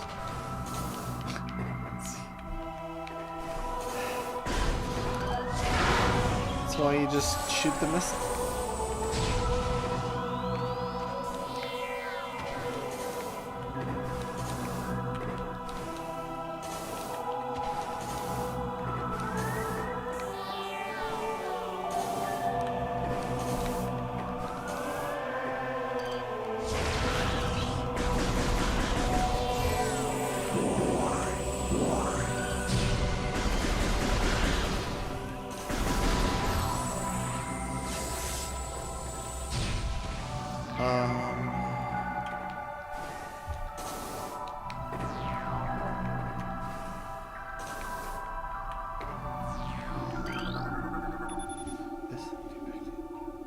Chozo philosopher.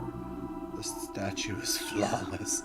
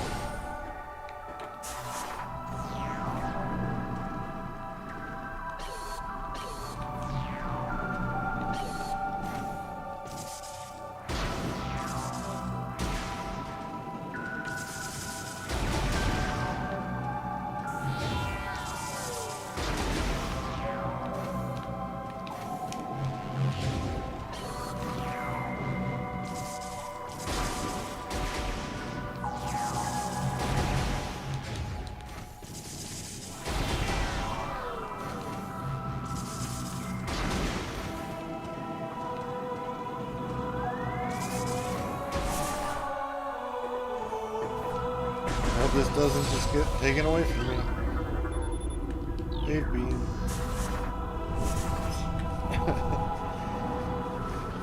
Alright, we're gonna fight some She-Goths. Good. And probably an even bigger one. We get to fight a Mama Goth. An Elder Goth, as I prefer to be known.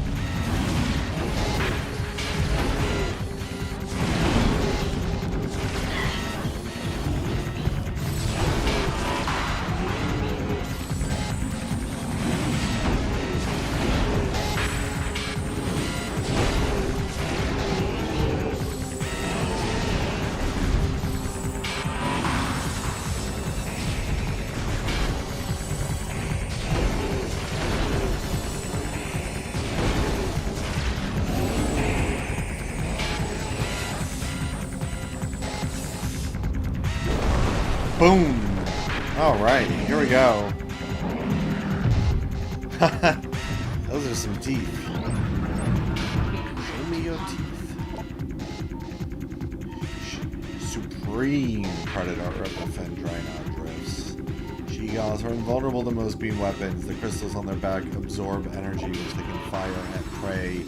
She-Goths have poor stamina and hyperventilate after using their breath attack, making their mouth area vulnerable. The soft underbelly of a She-Goth is susceptible to concussive blasts. In battle, they expel blasts of frigid air to ensnare their targets. They're also fond of ramming and trampling their hapless prey. I like that they're fond of it. The songs of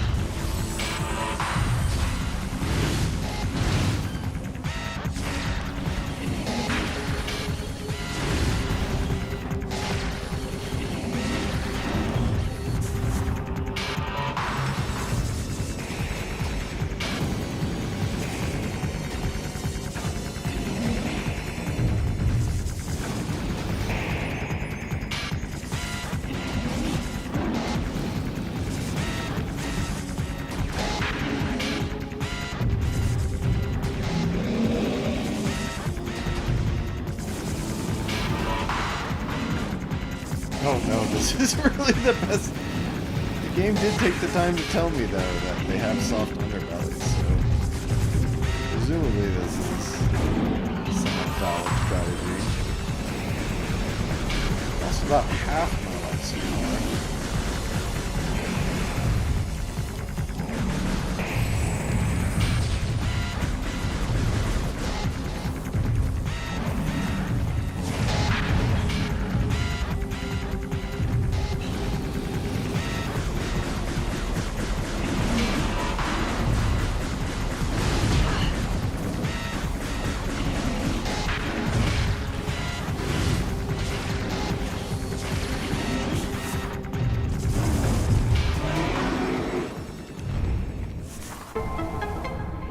Boop, boop, boop. Weapon upgrade. That's a big deal. Recording to logbook.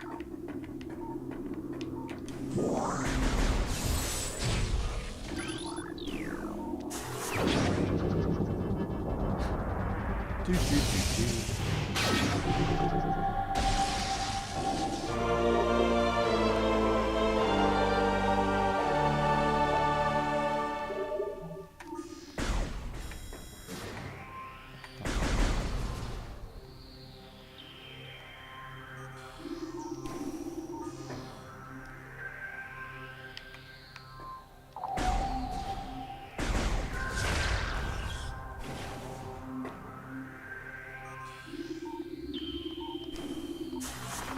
How do I?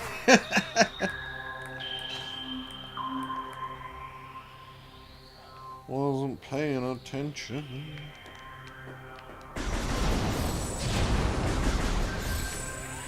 is rewards.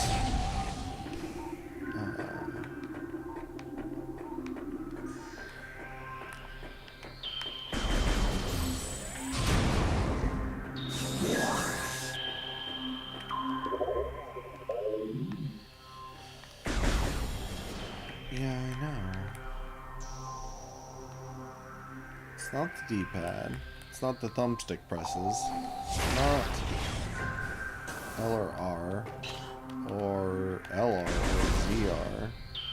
And then it's not any of the 4 face buttons. What is it? Alright, I give up. Tell me how to use it. Use X. X and to the right.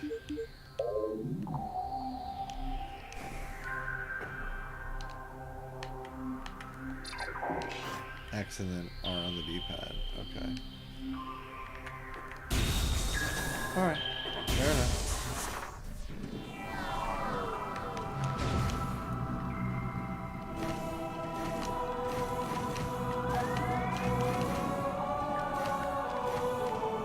Come on. There we go.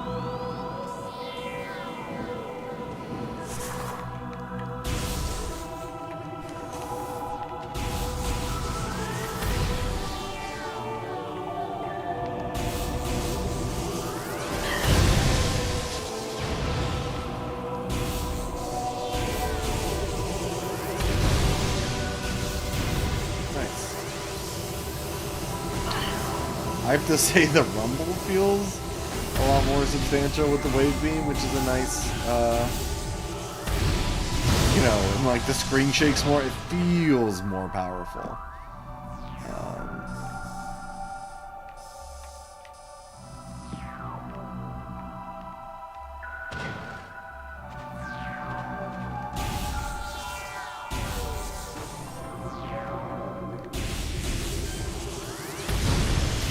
Still a good bit of danger though, because as your you can only kill those things, those energy balls with charge beams. And as you charge, they're dragged towards you, which creates, I mean, that's like fun. That's fun tension. You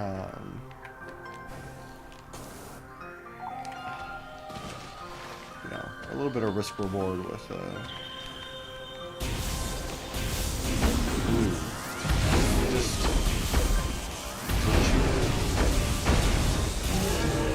Yeah. Pretty powerful. I hurt you. No, I still can't.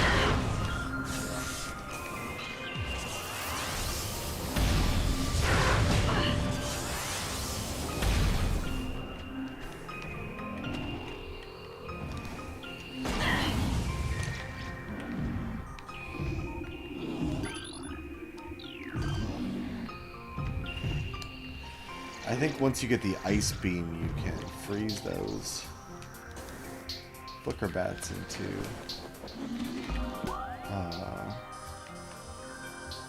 platforms for yourself if needed.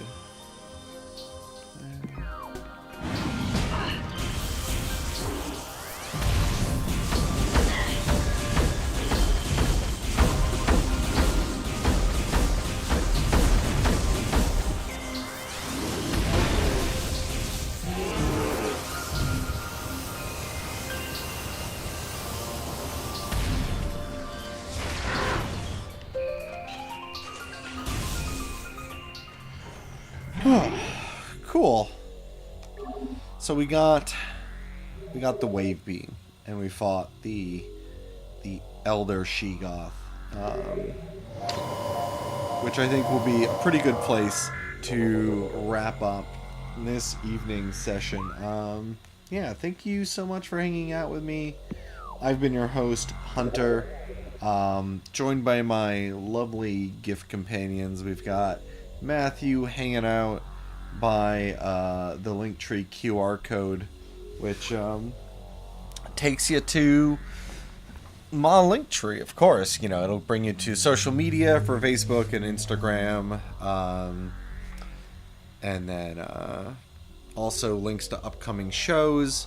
I'll be DJing this Friday at the Deck in Gloversville for Killer Queen Presents The Divine Feminine. Looking forward to that. Those shows have been a lot of fun. And then there's more shows coming up in April. People will be able to catch me at the Fuse Box. Hopefully for Church of Lust's 1 year anniversary show at the end of April. I shouldn't say dates if I don't know them for a fact. So anyway, you can follow me and hang out with me. And there's some other things in the work too, as I continue to pull together all these different little online platforms and taking better advantage of Restream and the resources and getting these fun broadcasts. And we'll see, what this becomes. But it's fun playing games. It's fun doing it online with folks. And people can, watch it at their leisure. And it's nice to finally do something on Twitch that doesn't involve copyrighted music and, the need to have everything taken down. Or muted.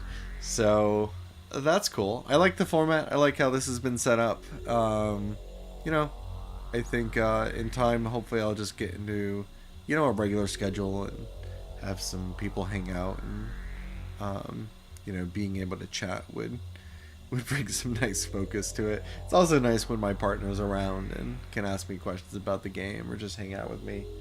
It's a little bit different when you're just, talking about the game as you play it. But hopefully people enjoyed the commentary. And if we're lucky, we didn't drop too many threads.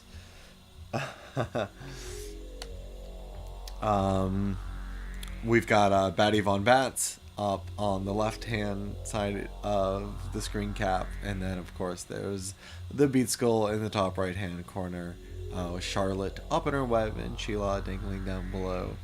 The whole DJ Hunter crew. So not everyone has new roles yet. Over here on the gaming side of the streaming thing, but I don't want to just leave them out. They're an important part of the DJ stream, so we'll keep thinking about how they can help me over here. And I look forward to continuing Metroid Prime Remastered with folks. I don't know. Sunday afternoon, early evening is a good bet.